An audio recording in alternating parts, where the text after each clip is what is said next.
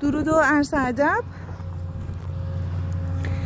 در معدن سنگ لاشه خانمهندس حاتمی هستیم. این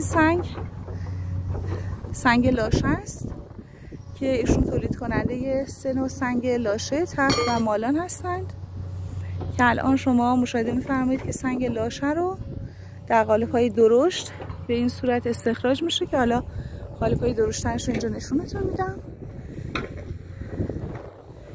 اینجاست.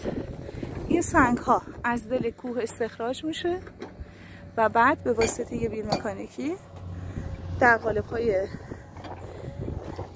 کوچکتر ریز میشن و بعد به واسطه یه کارگر کوچکتر میشن و برای شما با تراکتور بارگیری میشه و با کمپرسی ارسال میشه. هزینه کمپرسی بستگی به مسافتی که شما سنگ رو میخواید تخلیه کنید داره، ولی قیمت سنگ فقط 1,500,000 با اینکه مراحل متعددی داره و هزینه استخراج بسیار زیاده، ولی اگر شما خرید کلی داشته باشید سنگ رو میتونیم کامیونی 1,500,000 برای شما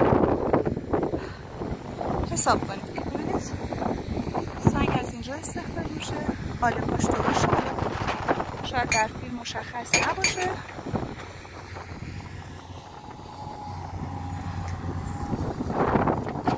سنگ در 3 رنگ قرمز و این رنگ بادمجانی، سنگ زرد و طرح چوب برای شما آماده میشه.